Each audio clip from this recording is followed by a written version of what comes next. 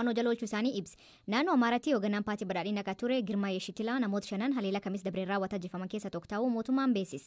Humni waloo nageenyaa fi tasgabbii Itoophiyaa ibsa baaseen akka himetti shakkamtoonni kunneen aangaa'ota olaanoo naannoo Amaaraa ajjeesuu fi naannicha to'achuun akkasumas mootummaa federaalaa humnaan fonqolchuu fi hojjechaa jiranii erga'uu hime. Humnoota fiinxaaleeyyii biyya alaa maaddeeffachuun mootummaa naannoo Amaaraa federaalaa humnaan kuffisuuf socho'an akka dabarfamanii kennamaniif hojjechaa jiraachuu mootummaan Itoophiyaa beeksiseera. Humni waloo nageenyaaf tasgabbii qabeenya namoota sirna heera mootummaa humnaan diiguudhaaf dhoksaan socho'aa turan jedhee to'achuudhaaf akka jiru himeera. Humni waloo dhaabbilee nageenyaa fi tasgabbii olaanoo biyyattii irraa ijaarame kun dilbata kaleessaa eebla 30 ibsa baaseen humnoota fiinxaaleeyyii dhoksaan gurmaa'uun gocha shororkeessummaa irratti bobba'an 50tti siqan meeshaalee waraanaa garaagaraa wajjin to'achuu himuun 10 ol kan ta'an ammoo akka barbaadamaa jiran ibseera.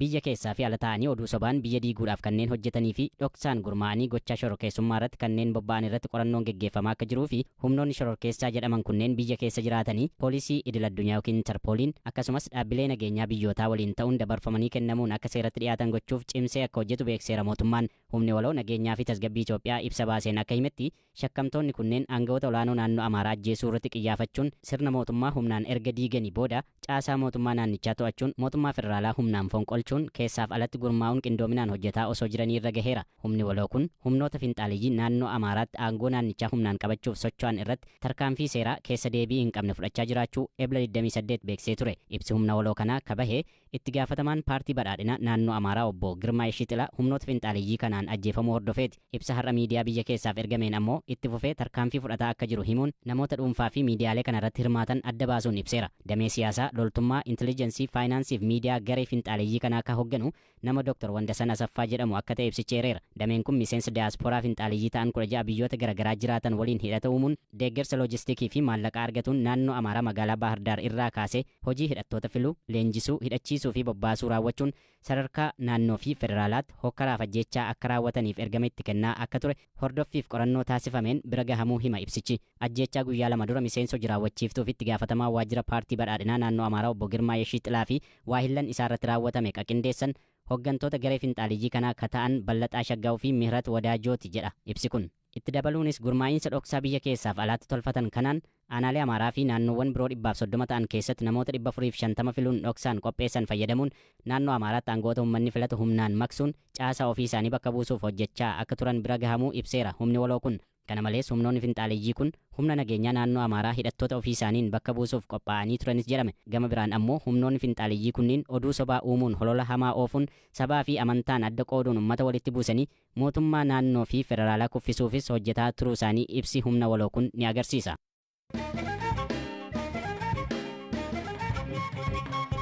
Oduu biraan lammiileen Itoophiyaa Jibuuti jiran humnoota nageenyaa fi poolisii biyyattiin mana isaanii fi da'oo keessa qubatanii jiran irraa manidhaatti guuramaa jiraachuu himan. Nam Jibuuti irra dubbifne falmata gadaa hidhaa fi reebicha malee fufee jira jedha. Waan keessa jiran akkanaan Hamza Huseenitti hima.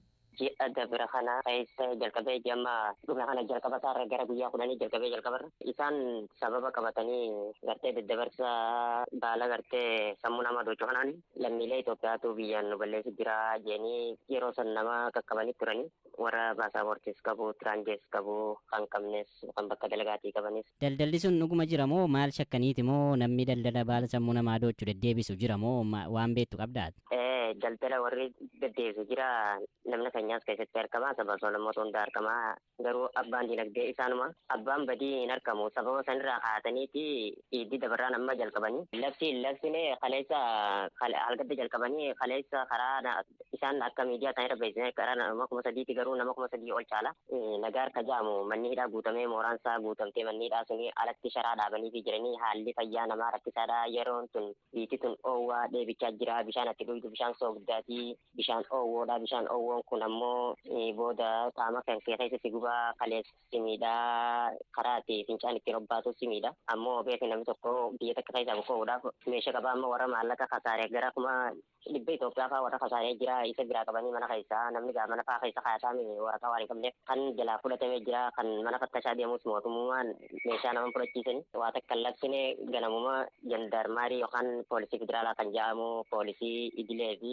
makalaakkiyaan bobbee nama qaqqabu eegale achi jala miidiyaadhaan labsanii namaatu nama ajjeese jedhanii nama habashaa tokko san jala warri biyyaa immoo ijoolleen dargaggoota qeerroon baatee nama keenya baay'ee takka miidhaa jirti magaalaa balbalaa jedhamtu ayyaabee Habilee Sheemus namni keenya maas gara sibbaayyataa gara yoo xiqqaate gara nama 5,000 torba nama caalu jiraata. Halkan edaa kan tumanii kan dukkaana saamanii achirraa namni mootummaan karaa biiroo ofiisatti jechuun karaa biirootti baqachiise. Miidhaa guddaatu nurra gahaa jira. Maaliif embaasiinis gilas dippiloomaasiin hojjettu waan akkana amma eegin namni tokko eegiddu himaa amma hangamma mana hakimaatti been awwaalamne waan akkanaa sana hogguu dhagahame biyya fiitti nama galchuun waanuma jiru harma seeraan osoo miidhaan sira hin geenye osoo wanni tun gartee shiibiin sitti baatee finniine embaasiin silaa hojjetee bareedaa na fakkaatti. Haalli hidhaan itti fufeema jira moo amma maal keessa akka jirtan natti himi?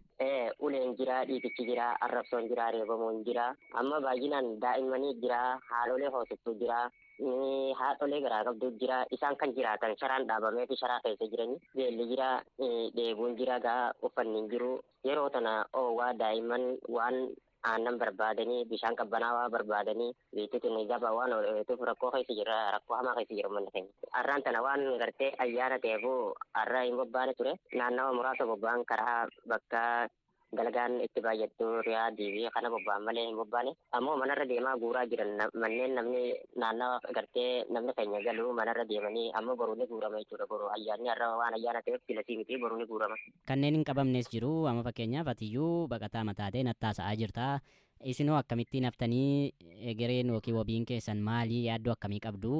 Isaan mudateetuma teenyee eeguudha. Maaliif jennaan silaa karaa seera qabeessa akka bara 2018 sanitti bahaa miidiyaan labsamee bakka itti baatu qabdaa bakka itti dhayitu qabdaa. Kun ammoo waan qabdu saamamtu waan qabdu sirraa darbamu akkamitti deemta namni kun biyya keessa jiru keessatti wayii qabaa uffata isaa qabaa meeshaa manaa qabaa yoo karaa seera qabeessaan taate meeshaa kan kee fudhatteeti yoo noolii sirraa baatu taate sirraa baastee yookiin karaa mootummaa yookaan qaamni gargaarsaa si gargaaree gara biyyateetti galta kun kan saamichaati mana keessaa si fuudhuu malee fi maatii keessatti walitti qabanii siyaasuu malee waan ati qabdu akkasiin fuudhanii birrii yoo gargan sirraa fuudhanii isaa fiddee lamatti hidhamtaa hidhaa jira.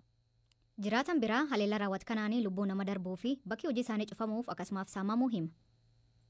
Qaama waa balleessan agarree akkanuma bakka tumu jiranii beekte nama kana gisee gabbahee namni hin dhiifamu manatti jechuun ijoollonni biyyattii tanaa jechuudha. Hin dhiisanii ulatti garsiisanii akkanuma qaamaan tuman. Kaan gama mootummaatiin tumamaa jiran. Amma dura dhageettii malee qajeelatti kana kana argeen turre. Yoom eegale wanta akkasii kun? Amma guyyaa 3 ga'ee jira jechuudha. Maali sababi isaa laata maalirra ka'umsi isaa maali?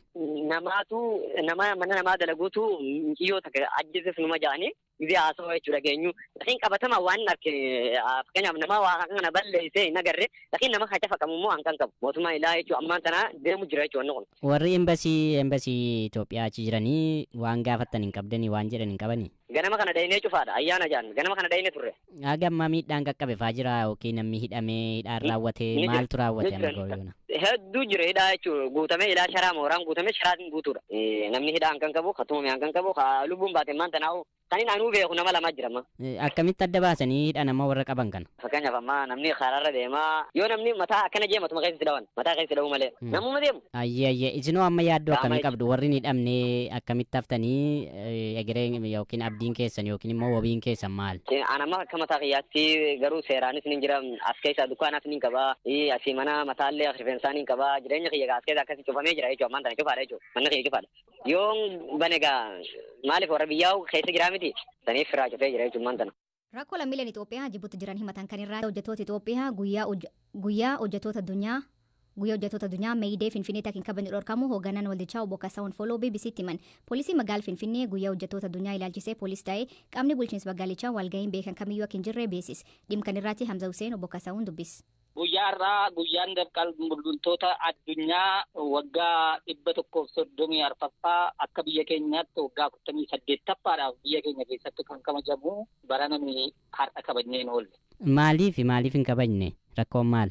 Addabaabaayii masqalaatti dhugaa ba'uuf jennu akka eegumsa nu godhanii fi biiroo dhimma nageenyaa Finfinneetti beeksifnee turre. Garuu immoo akka nuyi hiriira nagaa addabaabaayii masqalaatti gochuu hin dandeenye nutti manii gaaffii isin qabattanii addabaabaayitti ba'uuf jettanii nageenyeerraa dhaabaa kanaachi nuyi seera kabachiifnaa kan jedhu nutti mame.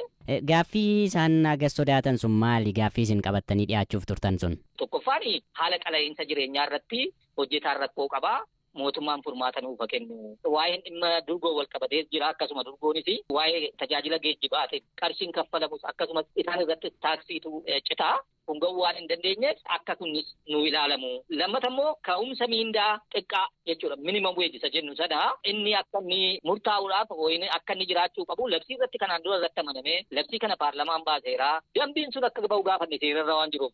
Kanaafiyyuu amma waltajjiin kun yookiin immoo guyyaan kun osoo hin kabajamin hafuu isaatiin gaaffileen kunneen ukkaanfamanii hafumoo akkamittiin gaafatamuu danda'u maal jettu isin? Amma dhimma kana qaama dhimmi ilaalu hundumaatti amma borii kaafne xalaadhaan erginaa jechuudha. Gaaffii kana silaa har'a kan ka'u ture mootummaan furmaata akka itti kennu jennee amma xalaadhaan kanan dhiyeessinaa. Obbo Kasaawun sagantaan kun hangaa'ota magaalattiin dhorkamuu ibsullee poolisiin garuu guyya kanaatti hiriirri qabamee fi walga'iin gaggeeffamuu jiraachuu isaa waan beekin qabu jedhu. Waggaatti namoonni 60 ta'an dhukkubsaree maraattee yookiin saree nyaanyenduu raagaan dhaabbata fayyaa addunyaa in argisiisa. Dhukkubsaree maraattee kanaaf tallaaliin jiraatullee namni fudhatu xiqqa ta'uu himan. Erga dhukkubichaan qabamanii mallattoo mul'ateen booda caarraan fayyaaniin akka hin jirre him dhaabbatichi. Hospitaal Rifaralaa Yuunivarsiitii Wallaggaatti ispeeshalistiin dhibee keessoo Dr. Gurmeessaa Inkoosalleen akkanum him. Haa ta'u malee kaab keenyaa naannoo Marsabeetii Uraanitti maanguddoon tokko waggoota hedduu fi dhukkubsaree kanaaf namoota hedduun wallaanaa turte. Jiloo Anna Gurroo bineensota dhukkub kan dabarsanii fi kan qaban himuun jalqabdi. Amaan kosiin qaba. Yeedaltiin qaba. Sareen qabdu waraabessiin qaba. Wanni hin qabne nyeenci qofa. Nyeenci yoo fuudhulle namatti hin gadi hin bahu. Mukorree mukirraddu. Wanni waan kan cufudha laamaa kosiiti. Yoo jaaree boolla deebi'ee waan hirdhuftu funyaan. Wanni kaawwatti dabarsittu. Arreellee si dabarsi. Sareellee si dabarsi. Fardillee si dabarsi. Gaangeellee si dabarsi. Waraabessillee si dabarsi. Geedalloollee si dabarsi. Wanni kottee duudaa cufti si dabarsi. Fardallee irra fuudhuu danda'an. Gaangeellee irra fuudhuu danda'an.